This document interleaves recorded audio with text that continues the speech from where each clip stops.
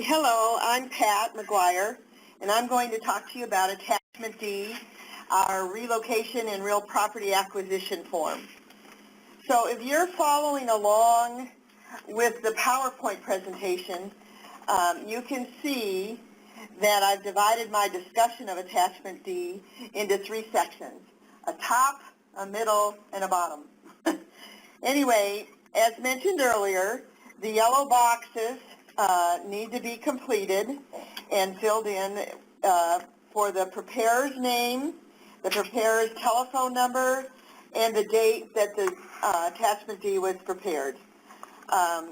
In the event that the home recipient needs to submit a revision to Attachment D, or a revision is requested by the department, you can see a box above that says for home recipient use only, and it asks that the revision number and the date be entered in there for a record of when the revision was completed too. So it's important to remember that Attachment D be completed if home funds were used to assist an activity that included either A, acquisition of real property, or B, the displacement of any person, business, or nonprofit organization, or C, both of them, the acquisition of real property and the displacement of any person, business, or nonprofit organization. Okay, so let's move on to the middle of the form and talk about Table 1. There are actually only two tables that need to be completed in Attachment D.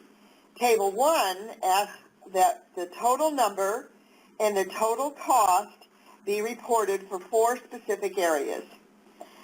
First, the total number and the total cost, or purchase price, needs to be reported for all properties, land and or buildings, acquired during the reporting period. It's important to note here that the total cost includes all sources of funds that were used to cover the cost of each reported area of activity, and not just the home funds. So the second area of activity to be reported is the total number and the total cost for all businesses that were permanently displaced during the reporting period.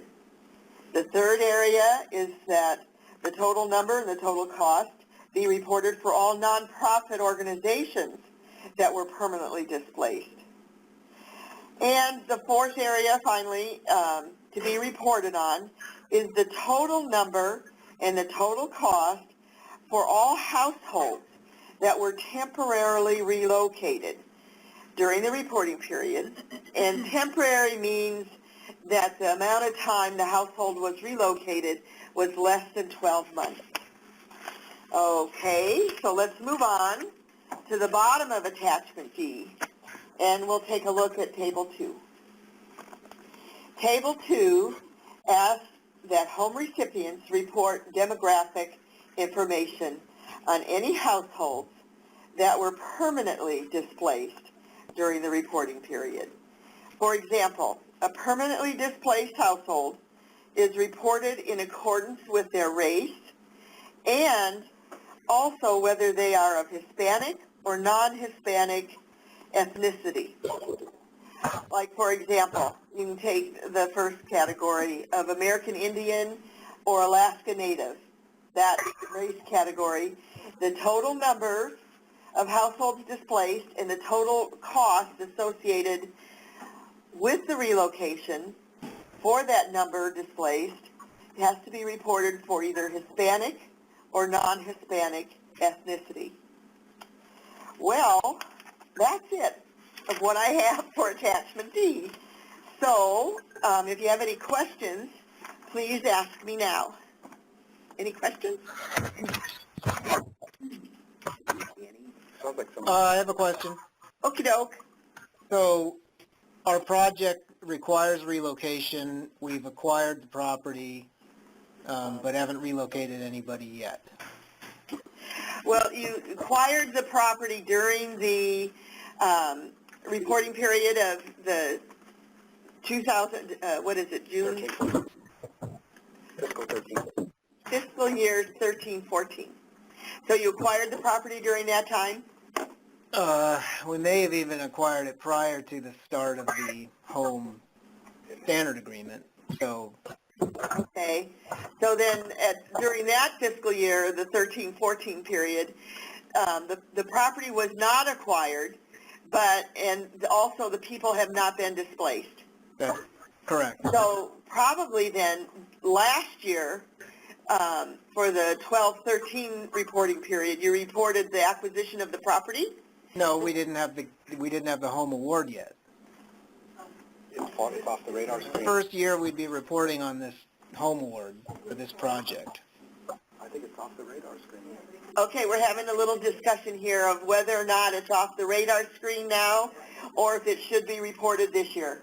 The acquisition should be reported this year, and then the displacement should be reported when that occurs. Did you hear, Sharon? I think so. I report that we acquired the property, put the cost of that, and then there's nothing else to say because we haven't done the relocation yet. Correct. Okay. Okay. Are there any other questions?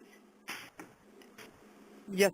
So if we have nothing to report, can we leave this area blank? Or if you have nothing to report, then like on the matrix, you will not have to complete attachment D.